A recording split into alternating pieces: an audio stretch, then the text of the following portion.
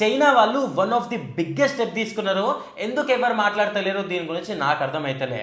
So China వాళ్ళు recently rare earth మెటల్స్ని completely ban చేసిర్రు ఎక్స్పోర్ట్ చేయనీకి. ఇప్పుడు ఈ రేర్ ఎర్త్ మెటల్స్ అంటే ఏందో చెప్తా చూడరి. మొత్తం రేర్ ఎర్త్ మెటల్స్ నియర్లీ 17 ఉంటాయి. ఈ 17లో 12 టైప్స్ ఆఫ్ రేర్ ఎర్త్ మెటల్స్ని చైనా ఎక్స్పోర్ట్ చేయడము రెస్ట్రిక్ట్ చేస్తుంది. మినిమం ఈ లైసెన్స్ ఉండాలి, మినిమం ఇది ఉంటేనే ఇస్తా అని చెప్పి చాలా రెస్ట్రిక్షన్స్ అయితే పెడుతుంది. సో ఈ మెటల్స్ దేంట్లో యూజ్ చేస్తాం అంటే కనుక ఫస్ట్ పెద్ద పెద్ద ఎలక్ట్రానిక్స్లా, 2 సెమీ కండక్టర్స్లా, 3 ఎలక్ట్రిక్ వెహికల్స్లా యూజ్ చేస్తాం.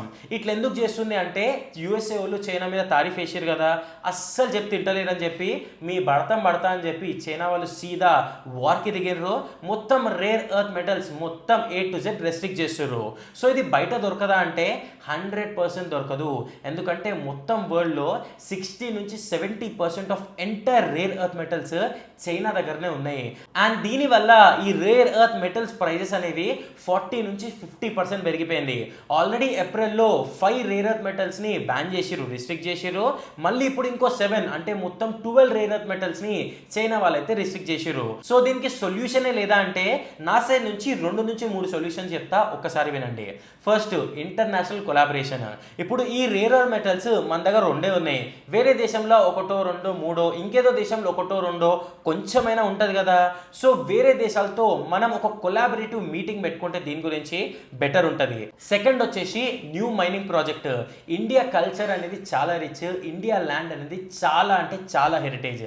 సో మైనింగ్ ప్రాజెక్ట్ అనేది లాస్ట్ ఫ్యూ ఇయర్స్ నుంచి చూసుకుంటే ఇండియాలో చాలా తక్కువ ఉన్నాయి. కొత్త మైనింగ్ ప్రాజెక్ట్ ప్రతి ఒక్క దేశాలు ఇనిషియేటివ్ చేయాలి. అప్పుడే కదా ఎక్కడ ఏ రేర్ ఎర్త్ మెటల్ ఉంది ఇండియాలో అని మనకు తెలిసేది. అండ్ థర్డ్ మేజర్ థింగ్ ఏం తెలుసా, ఎలక్ట్రిక్ వేస్ట్ రీసైకిల్ మేనేజ్మెంట్.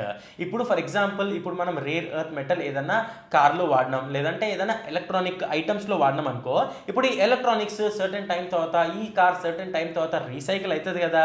అంటే ముందు మన దగ్గర పాత ఉన్నాయి కదా, వాటిని మనం రీసైకిల్ చేయగలిగినాం అనుకో, కొత్తగా ఎక్కువ డిమాండ్ అనేది క్రియేట్ కాకుండా ఉంటుంది. అండ్ నెక్స్ట్ ఏంటంటే ప్రతి ఒక్క దేశం గుర్తుపెట్టుకోవాల్సింది ఏంటంటే ఇప్పుడు చైనా 90% దాన్ని కంట్రోల్ చేస్తుంది.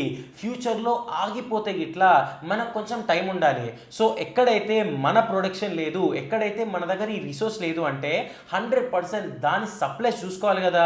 ఎందుకంటే ఫ్యూచర్లో కొంచెం అటు ఇటు అయినా సరే ఒక 1 year 2 years 3 years వరకు ఇండియా ఎటువంటి ప్రాబ్లం ఫేస్ చేయొద్దు అని కొంచెం సర్ప్లస్ అయితే చూసుకోవాలి కదా. సో ఇవైతే నాకు వచ్చిన థాట్స్. అండ్ మా కంటెంట్ నచ్చినట్టయితే ఒక్క చిన్న ఫాలో అండ్ ఒక్క చిన్న లైక్ వేసుకోండి. అది మమ్మల్ని ఇంకా బూస్ట్ చేస్తుంది మంచి కంటెంట్ తీసుకురావాలని చెప్పి.